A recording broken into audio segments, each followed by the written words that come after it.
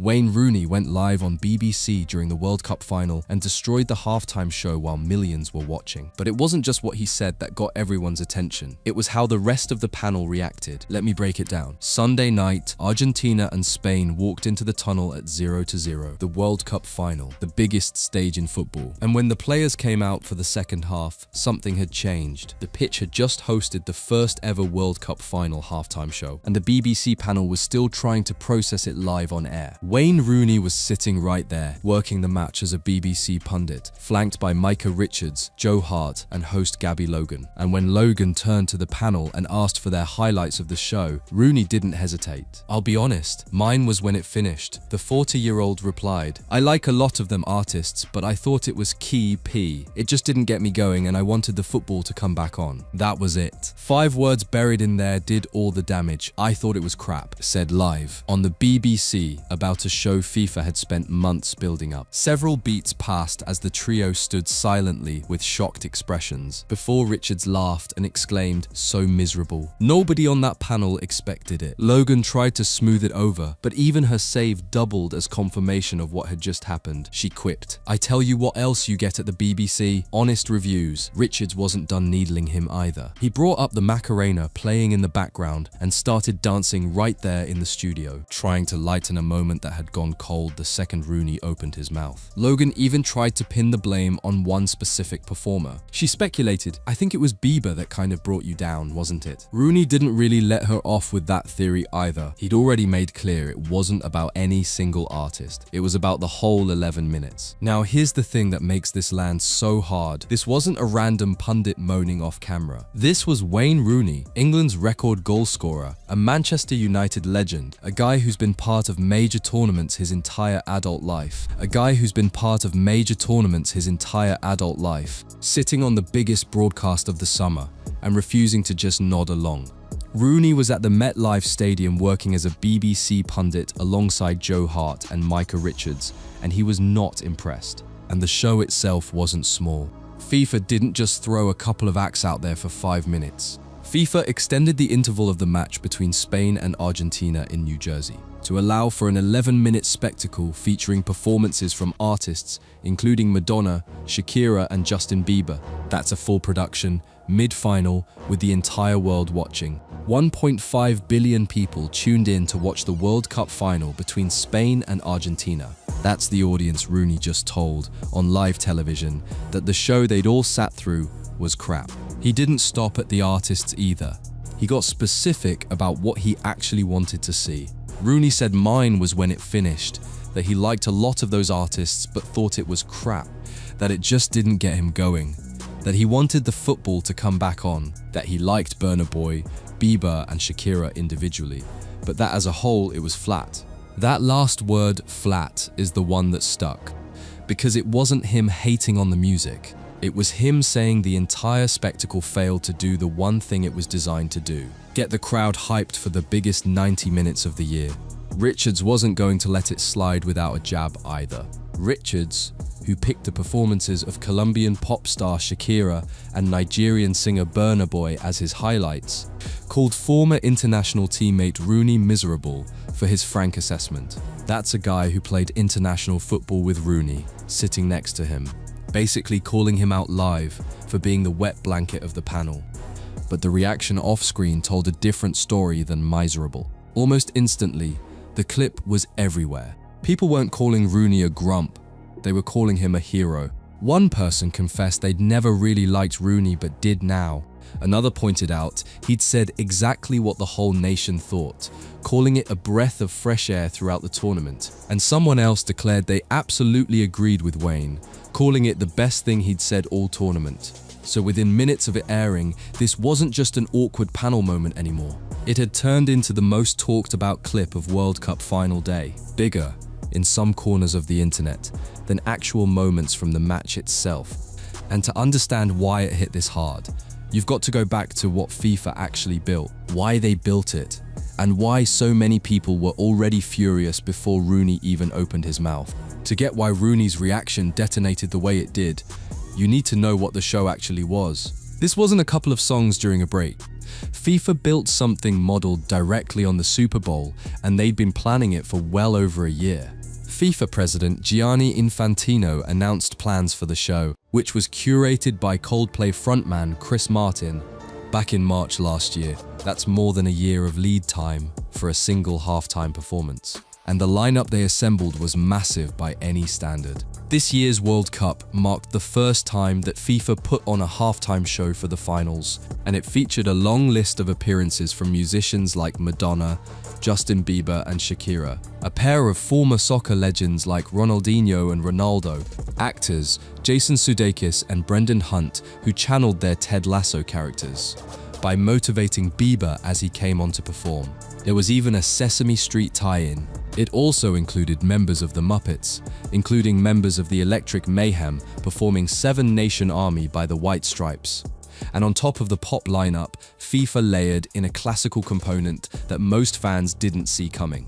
It included Madonna being driven onto the pitch by Brazil, greats Ronaldo and Ronaldinho, while South Korean boy band BTS also performed, in addition to appearances from characters from the Muppets and Sesame Street. Conductor Gustavo Dudamel led members of the New York Philharmonic and the Simón Bolívar Symphony Orchestra of Venezuela through a piece that, according to reporting around the show, was meant to honor people affected by recent earthquakes in the region. So on paper, this was a genuinely enormous production. Global pop stars, a K-pop supergroup, football legends driving Madonna onto the field, an orchestra, Muppets doing a White Stripes cover.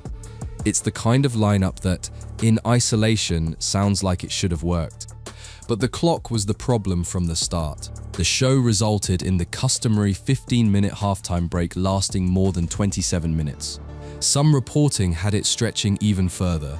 Even though there were just 11 minutes of music, the lengthy setup and tear down caused halftime to stretch out to nearly 30 minutes. That's basically double the normal interval just to accommodate performers walking on and off a football pitch. And FIFA had made promises about that exact number beforehand that didn't hold up. FIFA had reportedly assured both teams ahead of the match that the halftime show would last just 20 minutes total. But the delay to the World Cup final was actually much longer, which meant FIFA went even further in breaking their own rules. This is where it stops being just an entertainment story and starts being a football story, because there's an actual rulebook governing this. Under the laws of the game set by the International Football Association Board, halftime intervals must not exceed 15 minutes. FIFA didn't get an exemption, they just blew past it. On the sport's biggest stage, with billions watching. And the frustrating part for critics is that FIFA had already been warned this exact thing could go wrong. FIFA had already experimented with this idea during the 2025 Club World Cup final in the United States, where the halftime show lasted 24 minutes. They'd seen the blowback once. They did it again anyway and stretched it even longer. There's also a fairness argument buried in here that a lot of fans picked up on. FIFA's position has also drawn accusations of inconsistency. Back in 2021, IFAB rejected a request from South American football governing body CONMEBOL to increase halftime to 25 minutes, citing concerns over player welfare. And FIFA supported that decision at the time, but has since adopted longer halftimes in competitions under its own control. In other words, FIFA said no to somebody else doing this exact thing 4 years ago, then turned around and did something longer themselves on the biggest match they run. FIFA's defense of all this leaned heavily on charity framing. Bieber said the World Cup brings the world together in a way nothing else can, and that he was grateful to be part of the halftime show. And even more grateful knowing it's already helping expand access to education for children around the world. The show is tied to FIFA's Global Citizen Education Fund, which aims to raise $100 million for children during the tournament. It's a real cause, but it also meant that any criticism of the show's length or quality could get waved off as criticism of a children's charity, which made the whole conversation messier before Rooney ever said a word.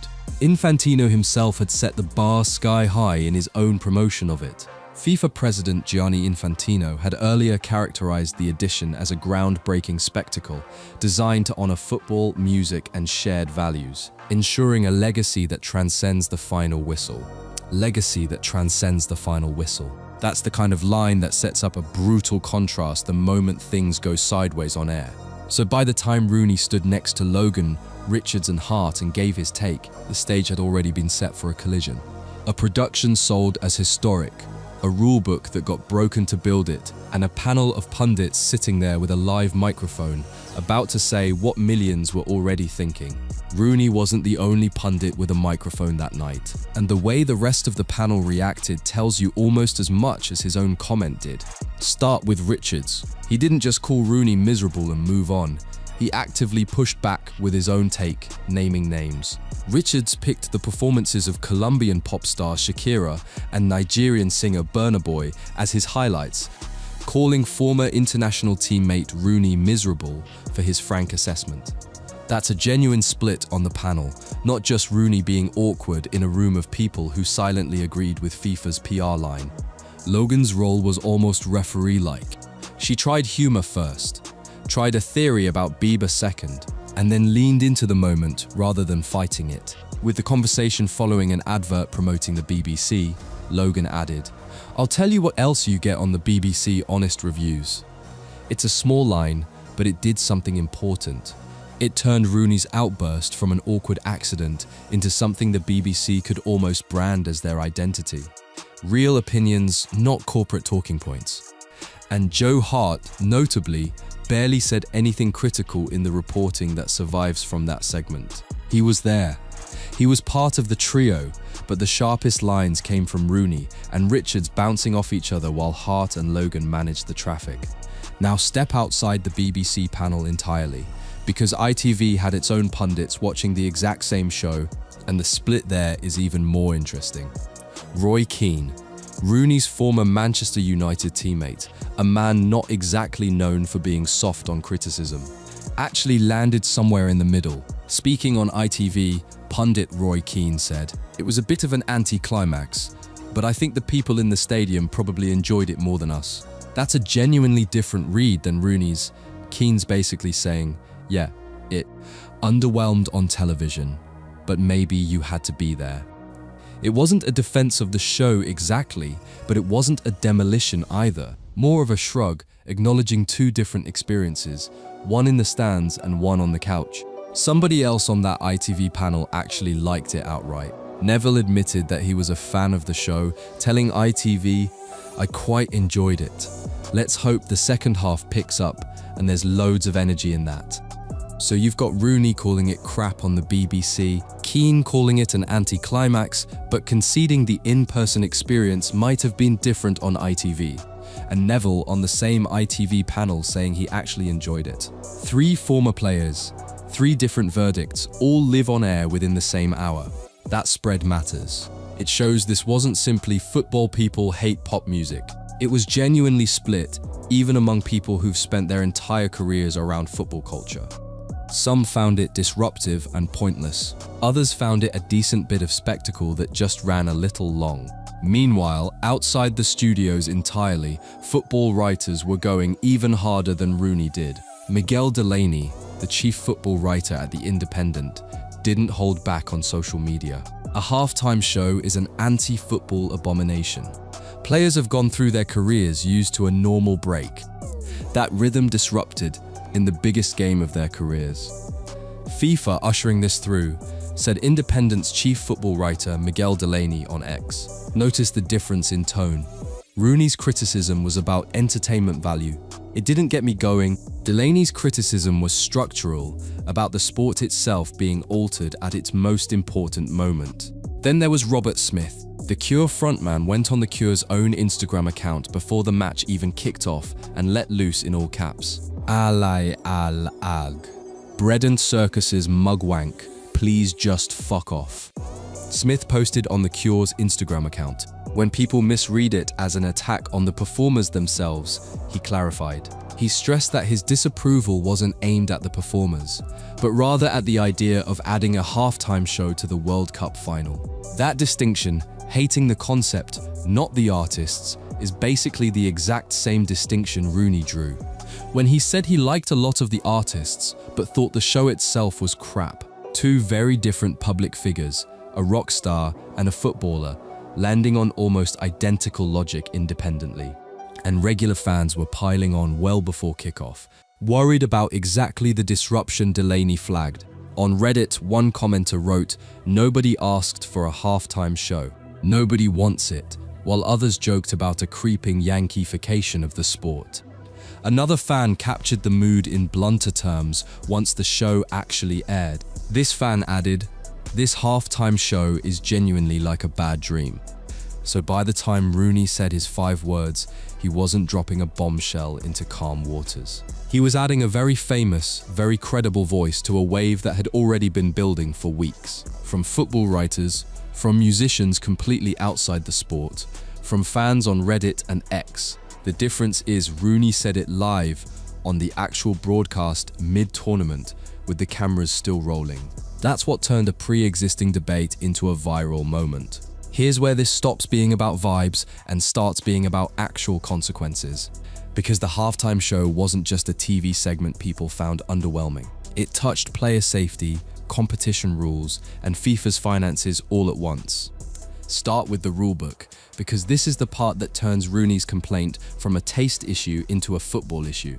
Under the laws of the game set by the International Football Association Board, halftime intervals must not exceed 15 minutes. That's not a guideline, that's the actual law of the sport written down, applying to every match at every level. And FIFA, the exact body that enforces those laws everywhere else, doubled the interval on the one match that matters most. Sports scientists weren't quiet about what that actually does to players' bodies. Sports scientists have warned that taking longer breaks can cause the muscle temperature to drop, and that might increase injury risk when the players return. Think about what that means in real terms. 22 of the best footballers on the planet, at the end of a 4-year cycle, in the final of the World Cup, sitting in a cooling down state for nearly half an hour because of a concert schedule. If somebody pulls a hamstring in the second half, this is the exact conversation that gets reopened. And it's not like this was some untested theory FIFA stumbled into blind. They'd run the experiment already and gotten the same warning signs. FIFA had already experimented with this idea during the 2025 Club World Cup final in the United States, where the halftime show lasted 24 minutes. 24 minutes drew criticism then. FIFA's answer a year later was to make it even longer for the actual World Cup final. The double standard angle is what really seemed to needle critics though. FIFA has said no to exactly this kind of request before, and not that long ago. In 2021, IFAB rejected a request from South American football governing body CONMEBOL to increase halftime to 25 minutes, citing concerns over player welfare, and FIFA supported that decision at the time, but has since adopted longer halftimes in competitions under its own control. So the same organization that blocked another confederation from extending the break for player welfare reasons, turned around and blew past that limit themselves once a Coldplay curated production was on the table. CONMEBOL's own experience backs up why the safety concern isn't theoretical. South American body CONMEBOL faced similar criticism last year after extending halftime of the Copa America final to 25 minutes for a Shakira performance, with Colombia coach Nestor Lorenzo warning the elongated break could affect players. A manager in a genuine title match on record warning that this exact format could hurt his own team's performance. That's not a pundit being dramatic on a panel, that's a coach flagging a competitive disadvantage tied directly to entertainment scheduling. Now, why would FIFA risk all of that money? Real money, and a lot of it. Justin Bieber joining Madonna, BTS, and Shakira in an 11-minute, $100 million halftime show at next year's World Cup final in New Jersey intensified a growing backlash as fans question whether a star-studded musical spectacle belongs in the middle of football's biggest match. $100 million is being thrown around in coverage of an 11-minute set. Even accounting for the charitable framing tied to education funding, that's an enormous commercial operation embedded directly into the middle of a football match that IFAB's own rules say should have a 15-minute break. FIFA's own justification leaned entirely into commercial logic. FIFA has defended their decision, citing entertainment appeal and fundraising potential. Not football tradition, not player welfare, entertainment appeal and fundraising. Those are business words, not sporting ones. And that's exactly the gap critics like Delaney were pointing at, when they called it disruptive to competitors mid-final. There's also a broadcast wrinkle that's easy to miss, but says a lot about how uneasy even the BBC was about all this before a ball was kicked.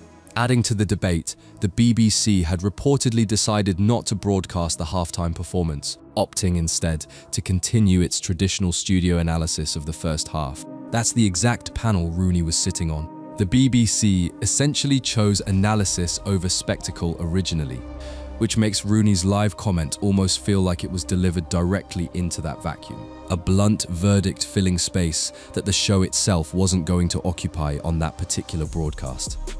FIFA, for its part, wanted the audience to see it as historic regardless of the broadcast plan.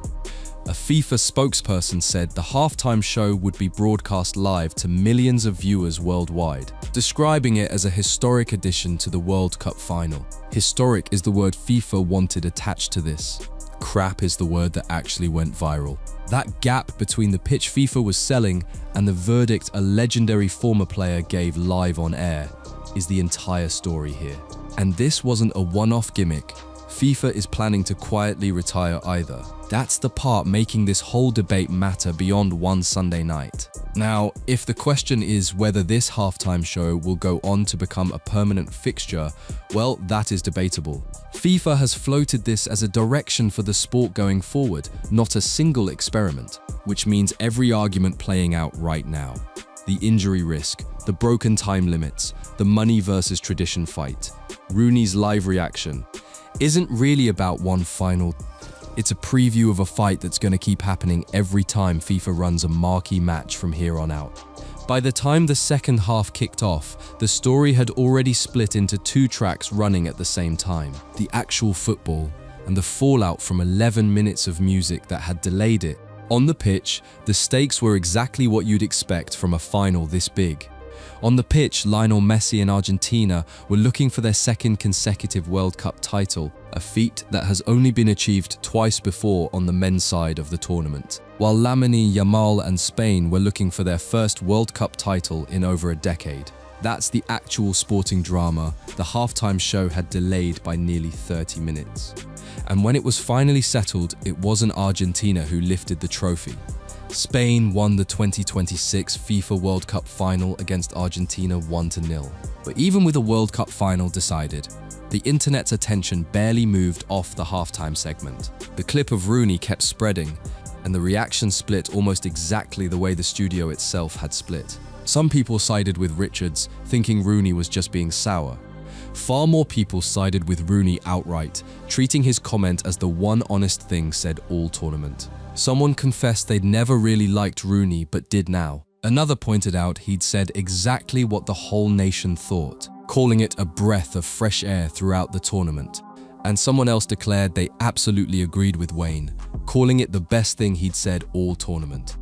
That reaction lines up with what fans had already been saying before the show even aired, which is really the through line of this entire story.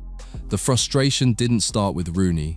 It started weeks earlier with people questioning why football needed this at all. One fan wrote on X that football fans will not like a halftime show.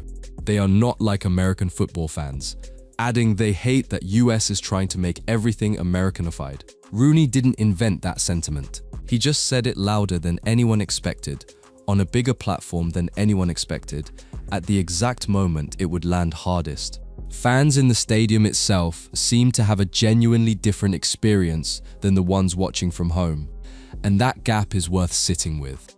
While many inside the stadium enjoyed the entertainment, plenty of supporters simply waited for Argentina and Spain to get back on the pitch. That split mirrors almost exactly what Keane said on ITV, that the people in the building might have gotten more out of it than the people on television. Live spectacle versus broadcast product are two different experiences, and it looks like FIFA built something that worked better for the 80,000 in the seats than the 1.5 billion watching a screen. Some of the sharpest fan criticism wasn't really about the music at all. It was about what the whole concept represented. One fan called it genuinely like a bad dream, while another commented that seeing a halftime show at the World Cup final meant the game's officially gone. That's a heavier accusation than the songs were flat. That's fans worried the sport itself is being reshaped around American-style entertainment packaging permanently. And that's really the question hanging over all of this now. FIFA has floated bigger commercial ambitions tied to this format, framing it as part of a broader entertainment push around the sport's biggest matches, with reported windfalls in the billions tied to the tournament as a whole. Whether the halftime show becomes a fixture at every future final, or whether the backlash from nights like this one pulls it back, is genuinely still unresolved. FIFA has invested a lot, reputation, money, Chris Martin's entire creative direction into betting this works long-term. What's not unresolved is what happened on that BBC panel. Rooney didn't hedge. He didn't wait for a press conference or a social media post the next morning to soften his language. He said it live, next to 3 colleagues who visibly didn't see it coming, about a show FIFA had spent over a year building and framed as historic. English soccer legend Wayne Rooney, who served as an analyst for the BBC's World Cup men's final broadcast, was not impressed by the event's first ever halftime show. The BBC leaned into it rather than distancing from it, which tells you something about how these moments actually play with audiences now. Honesty, even blunt and awkward on live TV, cuts through in a way rehearsed punditry never does. Logan's joke about honest reviews wasn't just a save, it became the actual headline takeaway from the broadcast. So where does that leave things heading into future tournaments? FIFA's got a decision to make. Keep pushing a Super Bowl-style spectacle that a chunk of the audience, in the stadium at least, seem to genuinely enjoy, or listen to the players, the coaches, the rulebook, and a growing list of football voices who think the sport's biggest match shouldn't be interrupted for a concert at all. Rooney didn't settle that argument, but he made sure on the biggest stage football has that nobody watching could pretend the argument wasn't happening. Wayne Rooney's 5-word review of World Cup final halftime show leaves BBC anchors speechless. The rap. Wayne Rooney blasts first World Cup final halftime show. It didn't get me going. ESPN. BBC panel left stunned by Wayne Rooney's X-rated reaction to World Cup halftime show. Sport Bible. Wayne Rooney gives brutally honest review of World Cup halftime show. Yahoo Sports. Wayne Rooney trashes World Cup halftime show. It was crap. Mediarite.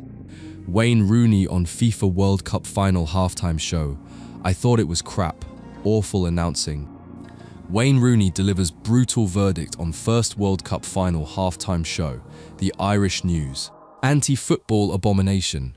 FIFA slammed as World Cup final halftime show draws heavy criticism. Yahoo Sports. Anti-football fans react to the World Cup final halftime show. Hit TC. FIFA faces backlash over 30-minute World Cup final halftime show. The Business Standard. FIFA's $100 million halftime show already draws backlash. IB Times UK. Robert Smith slams FIFA over World Cup final halftime show in expletive-filled rant.